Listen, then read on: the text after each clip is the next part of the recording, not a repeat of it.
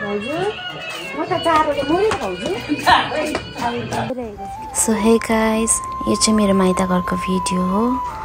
अनि म चाहिँ यहाँनिर इन्डिया आएकोदेखिको वेदर एकदमै चिसो थियो त, त्यो भएर चाहिँ म चाहिँ एकदमै ज्यादा बिमार भएर, चिसो लागेर, हेडेक भएर होइन, रुगा मार्गी लागेर एकदमै ज्यादा बिमार भएँ। सो अहिले पनि म यहाँनिर कक्रेर हिँडिरहेको थियो, यहाँ नानीहरू जिस्किँदै। अनि यहाँनिर चाहिँ मलाई भेट्नु थुप्रै आउनु भएको थियो नि त, भाउजूहरू हो। अनि त्यो भएर भित्र किचनमा चाहिँ खाना पकाउने कार्यक्रम चलिरहेको थियो।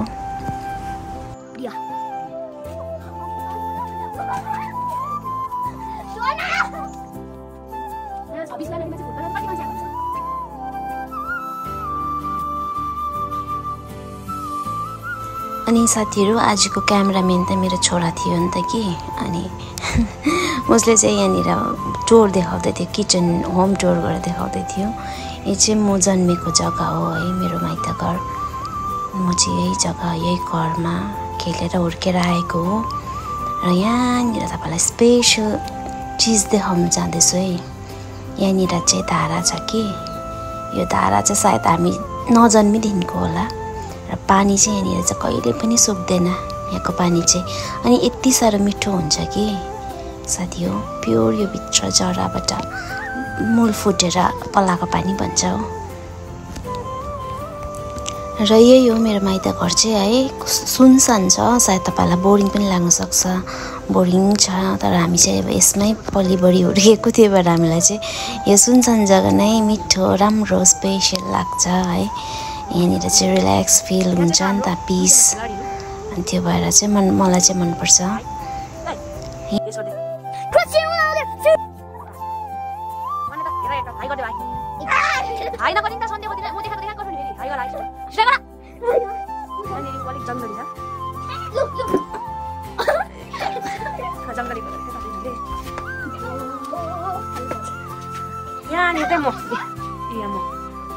सागहरू है, सागहरू यस्तो मजाको छ गाउँ हाम्रो। किन जान्दिन्छ होइन, यो त मम्मीको हाम्रो तल चाहिँ बाबा सब्जी दामी छ। ल हामी चाहिँ एयरफोर्स हुन्छ।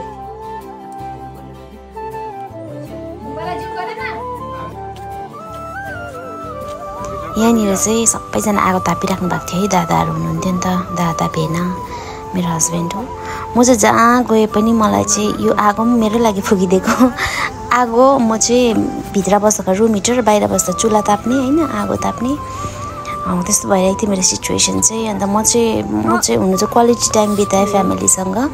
तर यो चिसो महिनामा चाहिँ गएर चाहिँ अलिकति रिग्रेट फिल भयो, किनभने म कहीँ घुम्न जान पनि सकिनँ, चिसोले गर्दा बिमार भएर है। म चाहिँ एकदमै ज्यादा बिमार भएँ, त्यसै कारणले गर्दाखेरि चाहिँ विन्टरमा चाहिँ नजानु रहेछ भन्ने भयो। अनि यहाँनिर चाहिँ मेरो भाउजूहरू, नानाहरू आउनुभएको थियो है, खानाहरू पकाइदिनु हुँदै थियो। देलमेहरू हामी एकदम रेडी। माइली देलमे, यहाँ हाम्रो अनिल भान्जीको जेठी देलमे, यता हाम्रो कान्छी देलमे हो। बिचरा थाकेर आएकोमा पकाउन आइरहेको छ।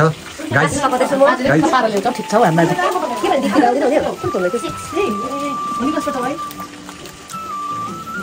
भग बनाएको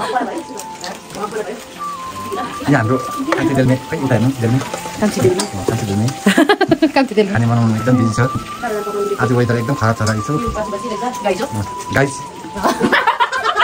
हाई गाइस, आज एकदम अन्धेरो दिन छ र अलिक जाँगर लागेन गाइस।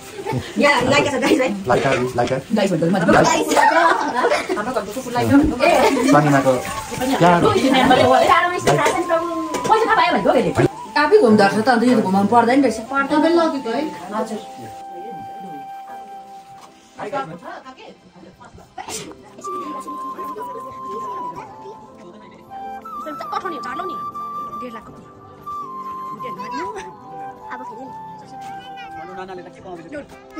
अभी नहीं हुआ है मेरा। हेलो र यहाँ चाहिँ मेरो दादाको छोरी हो बधाइनी है, एकदमै क्युट, कस्तो क्युट रहेछ। म यता इजरायल आउँदा जन्मेको पनि थिएन, पेटमा थियो नानी होइन, अहिले आएको त कत्रो ठुलो भइसकेको रहेछ। यो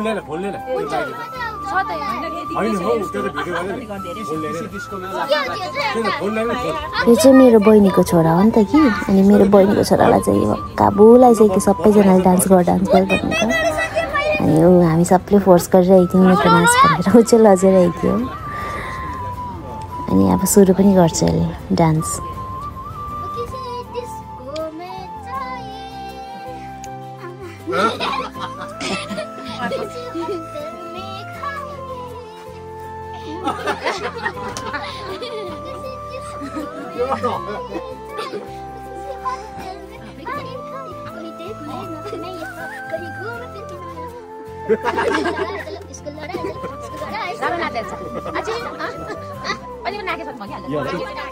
स्कुलमा गएर पनि देखेको थिएन क्या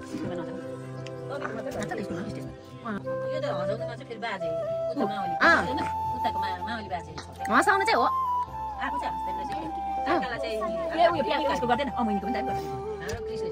हो नि हौ कृष्ण है बिहानै आइहाल्थ्यो कस्तो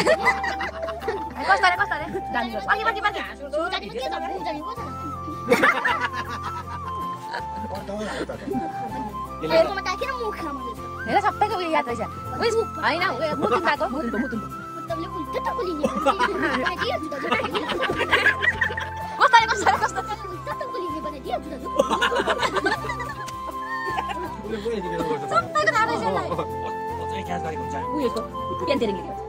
यो कुरा भनेको ठिक लाग्यो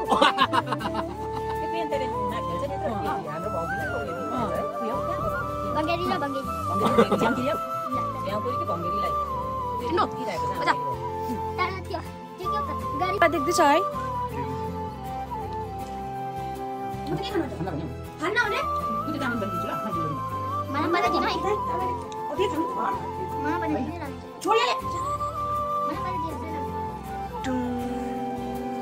लाइभ टेलिकास्ट गरिदिनु न स्लो मोसनमा एउटा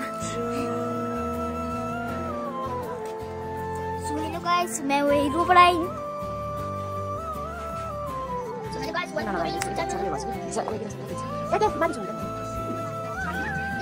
हाम्रो मुखमा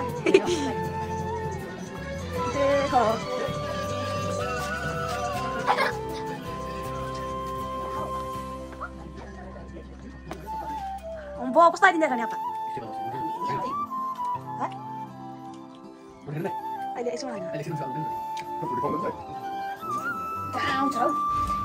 यहाँ चाहिँ भाउजूको घरमा हामीलाई मोमो बनाइदिन्छु भनेर बोलाउनु भएको थियो नि त अन्त हामीलाई मोमो बनाइदिनु हुँदै थियो पर्क मोमो हो अन्त हामी चाहिँ खाएर पनि घरमा आयौँ अन्त आएर चाहिँ हस्बेन्डले खाना बनाउँछु भनेर चाहिँ उहाँले खाना बनाउन थाल्नुभयो अनि भेनाले चाहिँ भेना र नानी चाहिँ आगो ताप्नुहुँदै थियो नि त हिटर अनि त्यसपछि फेरि यहाँनिर चाहिँ बधाइनीको बर्थडे थियो है त्यहाँनिर एकछिन हामीलाई बोलाएको थियो अनि एकछिन गएर हामीले टिकासिका लाएर नानीलाई ब्लेसिङ्स दिएर चाहिँ हामी एकछिन बस्यौँ एकछिन रमझम गऱ्यौँ त्यसपछि चाहिँ हामी घर फर्क्यौँ हुन्छ guys thank you so much for watching my video